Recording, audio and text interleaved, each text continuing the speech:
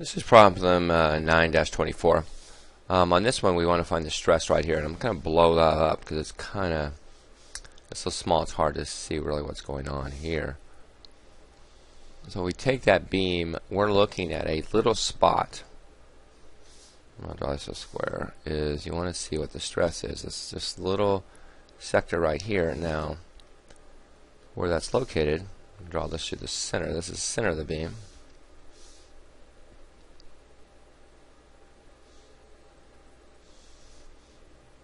Let's see, we make that into like a center. Now, that little piece right here is 75 millimeters from the edge. Now, the problem is this beam itself is 300 millimeters this way. So then the distance, and I'll bring this out just a little bit. Oops, let's go back. The distance from here would be 0.150 meters. So this distance from here would be 0.075 from here out to here. Alright, so let's get going. First thing you want to do on this is we look at the cross section. I'll blow that up a little bit too. And it's a rectangle. Now the cross section is going to be 0.3 this way and 0.2 this way. So we find the entire moment inertia of the section, and since this is sitting in here, this is our height here. So this is what we want to cube. So I can go back to I is equal to 1/12 BH cubed, which is equal to 1/12 times 0.20 times 0.30 cubed. That gives us a moment inertia of, I'll use what the solution manual says, times 10 to the minus 3 meters. I won't go through the, I'm not going to go through the detailed computations of things that we probably already know on this problem. I already got that value in there. Alright. So what I want to do now is I want to find out I'm going to draw a free body diagram of this thing here and find out what the loads are at each end. When I do that, let's draw something kind of rough like this.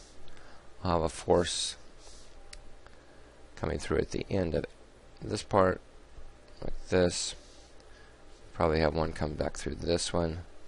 We have a load of 12 newtons being applied, 12 kilonewtons being applied through here.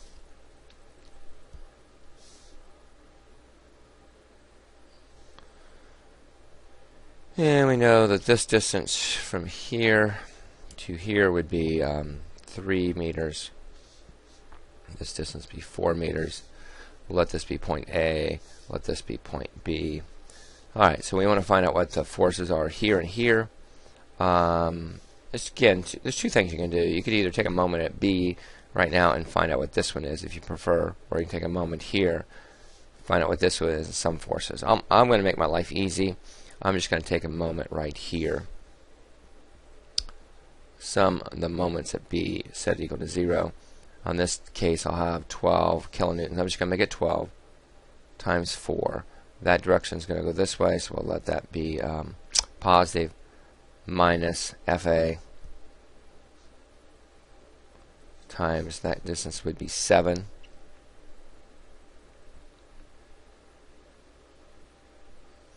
Equals 0. I'll get my calculator, run that real quick. So that'd be nothing more than 48 divided by 7 gives you a value of 6.857.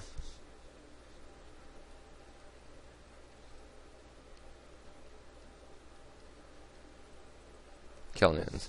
Now again, just for the heck of it, we could always, I'll just show you that that doesn't matter. Take a moment at A here and we'll find out what B is. Again, that would be 12 times 3, and we make that negative because it goes this way, plus FB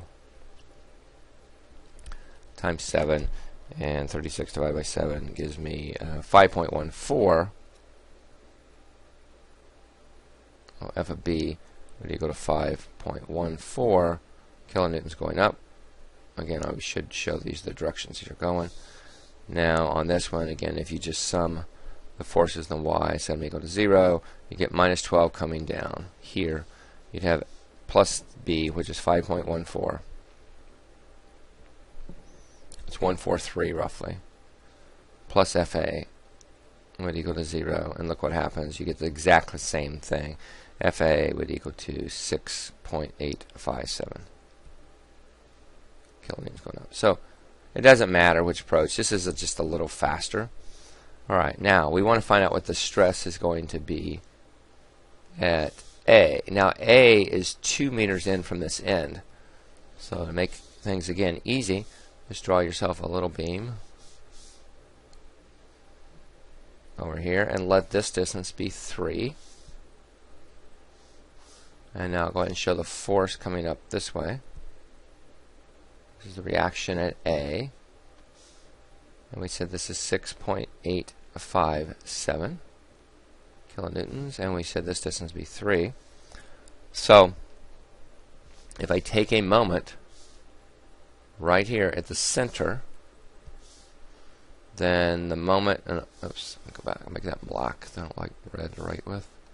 I'll just give this a point. I don't know, let's call it, they call it point A. Okay, again, be careful here because I called this other end A just to do my moments, but they're calling, in the problem, they're calling this point A. So the moment at A would equal to 6.857 times 3.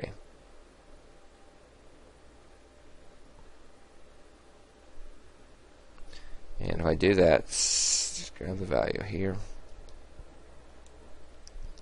That gives me a moment of, let me just hold on, let me look at that distance here real quick. Oh, I apologize, that's 2, that's 2. Let's go back, because I say I don't think that's right. That's 2 right here. Sorry about that, let me fix that. And I'll clarify that in the video.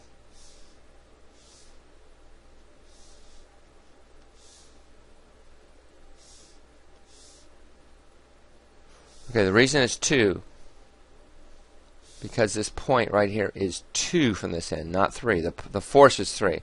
If I want to find the moment here, I'd use 3, but I need to find 2. Again, apologize. So make that 2. So get that value there times 2. That gives me a value of 13.714.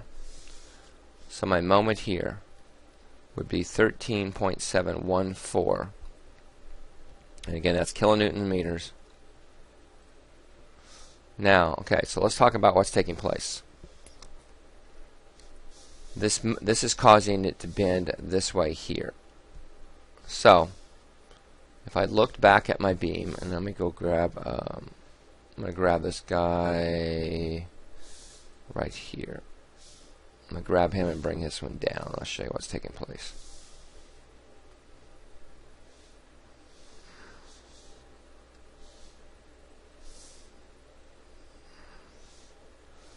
So move us into position. Our little sector is sitting at a point.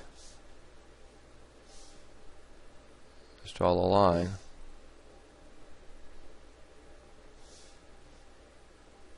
It's on the side of the beam, right here. So anywhere along this edge. Now, we know from what was given in the beginning that this distance here is 0.075.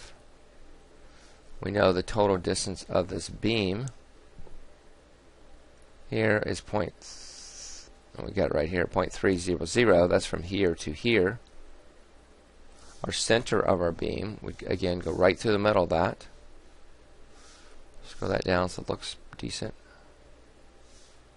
Now it's 0.0, so it's going to be 0.15 from here to here, so this distance here would be 0.075.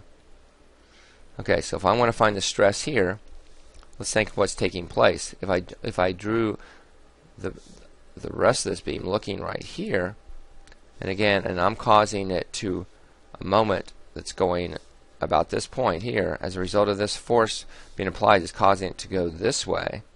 What's happened is I'm going to get tension Anywhere between here and here is going to be tension, and anywhere between here and here would be compression as a result of this bending. So we go back to MC over I to find our stress. So the stress at this point here, we'll call it A, is going to be my moment, which I got here, 13.714.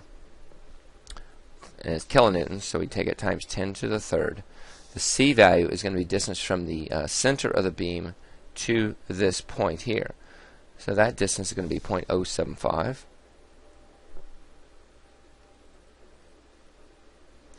We divide that by the total moment inertia that was found earlier,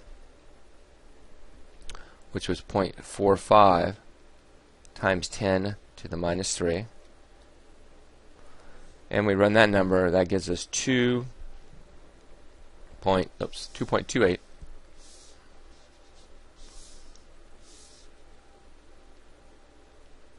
57 megapascals. Again, that's tension. That's important to note that.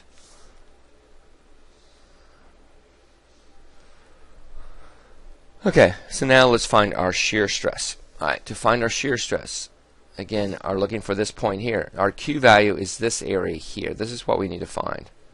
This is our Q value. Again, when you're trying to find the stress at a point, you find the area from that point out to the outer fiber. So our Q value is going to equal to 0.075 times our thickness, which is 0.20. And then our moment arm is going to be the distance from here down to the center of this. So this is the center. This is our moment arm. So that would be 0.075 plus half of 0.075.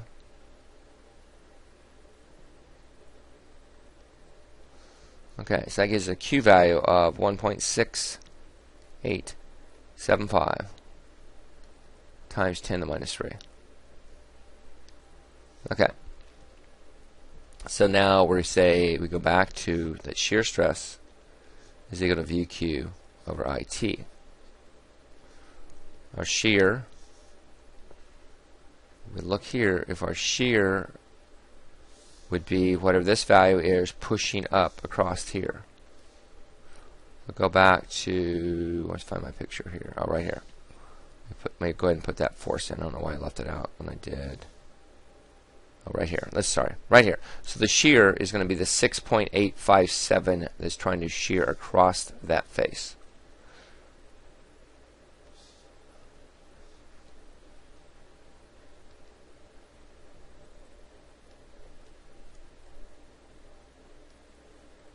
And that's times 10 to the third because it's kilonewtons. We multiply it by the Q value we have here, 1.6875 times 10 to the minus 3. We divide it by the total moment inertia, which we said was, what was it? 0.45 times 10 to the minus 3. Our thickness is going to be the thickness across this beam right here, which is 0.20. And that's going to give us a value of 0.1286 megapascal. Okay, so now let's take this little guy and look at it and look, see what's taking place. Well, I'm going to take, basically I'm looking in here. This is looking in this direction. I'm going to grab this little guy right here and look at it. If I grab it,